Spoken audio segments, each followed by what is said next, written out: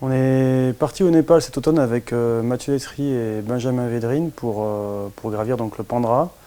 C'est un sommet qui se situe au nord-est du Népal, tout près du Tibet, dans le massif du Kanchenjunga. C'est un sommet qui est vraiment très sauvage. Au début, on a juste vu une photo de cette montagne dans l'Alpinist Magazine, une tentative par des Japonais. Et on a trouvé que la montagne était belle, donc on avait juste ça comme info. On s'est un peu renseigné et bon, on a trouvé une agence au Népal qui s'appelle Mountain Tribes pour organiser cette ascension. Alors, comme c'est un sommet qui est vraiment très loin, il faut d'abord aller en bus à Taplejung. Ça prend 2 jours. Après, il y avait pas mal de marche jusqu'à Gunza, donc qui est un village qui est un peu le village central du massif du Kanchenjunga. C'est un joli petit village. Là, on a attendu un téléporteur. Après, les yaks sont venus. On a pris un peu d'avance pour aller au camp de base. Qui est donc après l'ONAC. Donc du coup, au final, ça faisait 7 jours pour arriver, pour que les yaks arrivent au camp de base du Pandra. Et là, on n'était pas encore au pied de la montagne. La montagne, elle est encore loin du camp de base, on ne la voyait pas. Donc, par contre, on a eu de la chance avec la météo. On a pu s'acclimater en face de la montagne, en face du Pandra, sur un sommet très facile. Et puis après, on est revenu au camp de base pour se refaire. Alors, donc après l'acclimatation, on a pu regarder, prendre des photos de cette face, parce que nous, sinon, même l'accès, on ne savait pas comment y aller. Il y avait juste un récit par les Japonais. Et on s'est un peu reposé donc après l'acclimatation au camp de base. Et là, on a eu beaucoup de chance. Il y a eu un crayon de beau temps qui s'est dessiné, un très beau crayon de beau temps. Et donc on est parti pour 5 jours, dont 3 dans la voie, un jour pour aller au camp avancé. Et après on a passé 3 jours dans la voie, avec 2 bivouacs. La première journée, le temps d'arriver au pied de la voie, on a attendu un petit peu pour que le soleil parte, puisque c'est une face nord-est. Dès le début ça a été raide, et plus raide que prévu en fait, parce que même les longueurs qui semblaient faciles, elles étaient verticales. Et celles qui semblaient dures, il y avait parfois des passages des versants.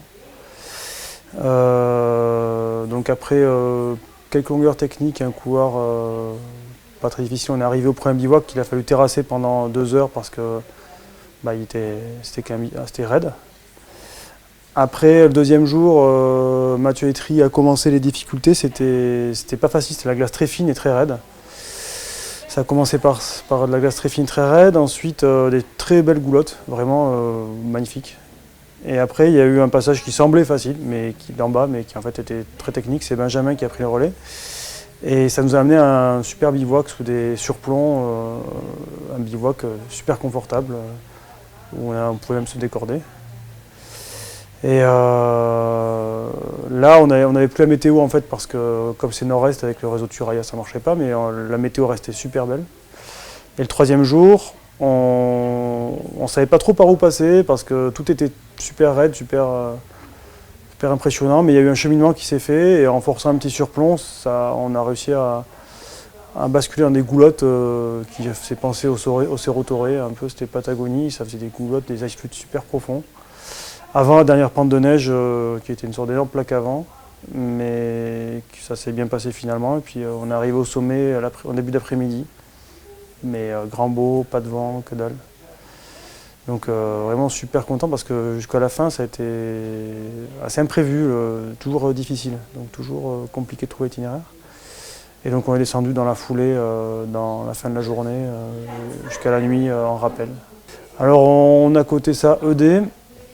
En fait, pour donner un ordre d'idée, c'est un peu plus dur que la Bounati-Voché au Grand Juras. C'est plus facile que Nociesta, c'est entre la Bounati-Voché et Nociesta. Voilà, ça fait 1100 ou 1200 mètres de dénivelé. Ça sera à 6700 mètres. Donc mais là, on a eu des super conditions même de neige et de glace. Parce que les versants sud étaient secs, mais les versants nord-est, comme ça, c'était super. Ouais. Ouais, ça, on a eu la chance sur les conditions. Alors bon, moi je connais Mathieu Letry depuis une dizaine d'années maintenant, puisqu'on avait grimpé la première fois ensemble dans la deux maisons, au Grand Juras. Et Mathieu il encadre les équipes jeunes au CAF, et puis Benjamin il était dans ces équipes jeunes, et ils ont fait une expérience ensemble au Denali. Moi je ne connaissais pas du tout Benjamin Védrine, mais ça s'est très bien passé. Il est toujours arrangeant et très bon. Enfin, donc ça s'est super bien passé. Bon, lui c'était le jeune de l'équipe, hein, il avait Plus la caisse, il est plus fin que nous, mais ça s'est très bien passé. Ouais. Ça a été fait une fois par la voie normale, par des Danois en 2003, mais c'est par l'autre côté. Donc dans cette face, il n'y avait rien du tout. Et il y aurait éventuellement un projet à faire à gauche. On a hésité à se lancer dedans, mais au début, on aurait dit que le placage était formé, mais en fait, il disparaissait à vue d'œil. En fait, c'était du cache-misère. Mais il y a une ligne à faire qui serait jolie. Ouais. Ouais, ce massif du Kanchenjunga, il est étonnant parce qu'au début, quand on part de Taplejung, on ne voit pas du tout les montagnes. On part dans les rizières. Ensuite, c'est fait des profondes vallées dans la jungle. Et c'est seulement arrivé à Gunza, vers 3400 mètres, qu'on commence à comprendre qu'on est dans la montagne. Alors il y a quelques trekkers qui vont au camp de base nord, mais il y a très peu d'expés. Camp de base nord du Kanchenjunga, mais il y a très peu d'expés. Donc nous, cet automne, on était la seule expé de ce côté-là du massif. Peut-être qu'il y avait eu des expés du côté camp de base sud, mais c'est vraiment à côté. Donc on a vu très peu de monde, mais maintenant il y a des lodges qui sont montés à Kambachan et Lonak. Donc Lonak c'est le dernier petit village, mais c'est juste des lodges, en fait il y a 3 lodges dans la région touristique, mais c'est vraiment un coin très sauvage. Et plus on se rapproche du Tibet, plus ça devient une zone un peu aride, parce que ça fait une sorte d'effet de fun bloqué par le Janu et les Kanchenjunga. Donc au début c'est la jungle, c'est plutôt humide, et plus on va vers le nord, plus c'est sec. Et c'est vrai que c'était étonnant d'être les seuls alpinistes à ce moment-là dans la région, quoi. Alors c'est un coin où il y a pas mal d'autres montagnes. Bon, il y a le Kanchenjunga évidemment, il y a le Janu, mais il y a aussi des sommets comme le Gimigela, le Janak, qui a été fait par les Slovaques il n'y a pas longtemps. Il y a le Folé Sobitong aussi qui serait joli. Il y a plein de sommets après un peu plus petits qui ont l'air très beaux, mais il y a le Kambachen. Mais je pense que le Janak il est beau. Le Janak il est beau. Voilà.